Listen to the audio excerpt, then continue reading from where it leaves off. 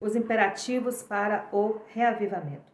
Jesus aponta 3 imperativos para o avivamento da igreja. Em primeiro lugar, uma volta urgente à palavra de Deus. Lembra-te, pois, do que tens recebido e ouvido e guardam. Apocalipse 3:3. O que é que eles ouviram que deveriam lembrar? O que é que deveriam guardar e para o que deveriam voltar? A palavra de Deus. A igreja tinha se apartado da pureza da palavra. O avivamento é o resultado dessa lembrança dos tempos do primeiro amor e dessa volta à palavra. Uma igreja pode ser reavivada quando ela volta ao passado e lembra os tempos antigos de seu fervor, de seu entusiasmo, de sua devoção a Jesus. Deixemos que a história passada nos desafie no presente e voltemos à palavra de Deus. Quando uma igreja experimenta um avivamento, ela passa a ter fome da palavra. O primeiro sinal de avivamento é a volta do povo de Deus às Escrituras. Os crentes passam a ter fome de Deus e de sua palavra. Começam a se dedicar a estudá-la, abandonam o descanso e a negligência com a palavra, a qual se torna doce como mel. As antigas veredas se fazem novas e atraentes. A palavra torna-se viva, deleitosa, transformadora. O verdadeiro avivamento é fundamentado na palavra, orientado e limitado por ela. O avivamento tem na Bíblia sua base, sua fonte, sua motivação, seu limite e seus propósitos. Avivamento não pode ser confundido com cultos festivos, inovações litúrgicas, obras abundantes dos carismáticos, milagres extraordinários, ou o avivamento é bíblico ou não vem de Deus. Em segundo lugar, uma volta à vigilância espiritual. Ser vigilante consolida o resto que estava para morrer. Apocalipse 3:2a. A cidade de Sardes caiu porque não vigiou. Tratava-se de uma acrópole inexpugnável que nunca fora conquistada em ataque direto. Mas 2 vezes em sua história ela foi tomada de surpresa por falta de vigilância da parte de seus defensores. Jesus alerta a igreja que se ela não vigiar, se ela não acordar, ele virá a ela como ladrão de noite, inesperadamente.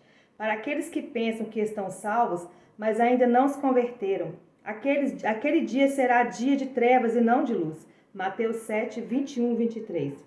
A igreja precisa ser vigilante contra as ciladas de Satanás, contra as tentações do pecado. Os crentes devem fugir de lugares, situações e pessoas que podem ser um laço para os seus pés.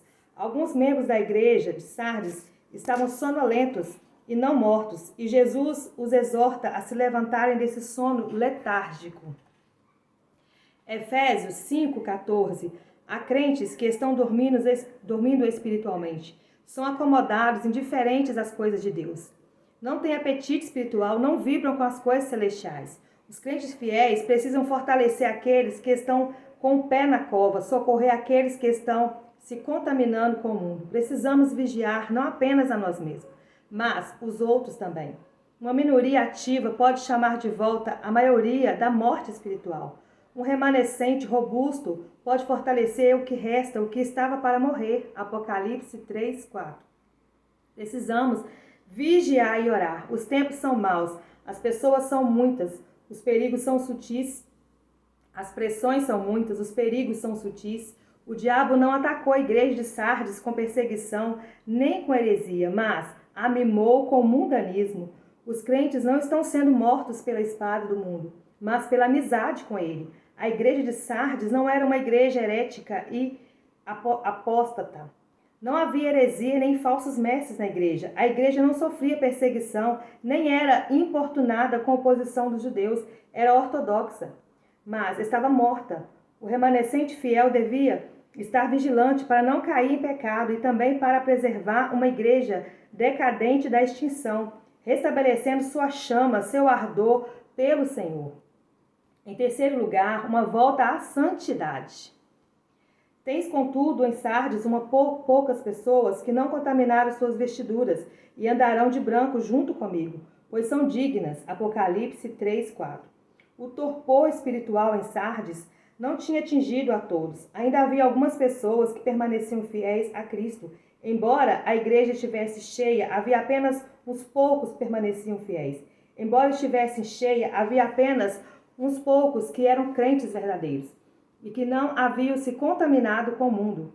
A maioria dos crentes estavam vivendo com vestes sujas, manchadas pelo pecado, e não tinha obras íntegras diante de Deus. As vestes sujas falam de pecado, de impureza, de mundanismo. Obras sem integridade falam de caráter distorcido e as motivações erradas e de ausência e de santidade. Mais um trechinho desse livro. Eu não consigo deixar de compartilhar com as pessoas que estão orando por avivamento, buscando avivamento, e até mesmo aquelas que nem ouviram falar de avivamento. Mas que é necessário que nós, Igreja de Jesus, possamos despertar para essa grande realidade, colocar a nossa vida diante do Senhor e pedir o Espírito Santo que nos ajude, nos capacita e que nos faça ser um instrumento de avivamento para essa geração. Eu digo para o Senhor que Ele pode contar comigo. E você? O Senhor pode contar com você nessa geração?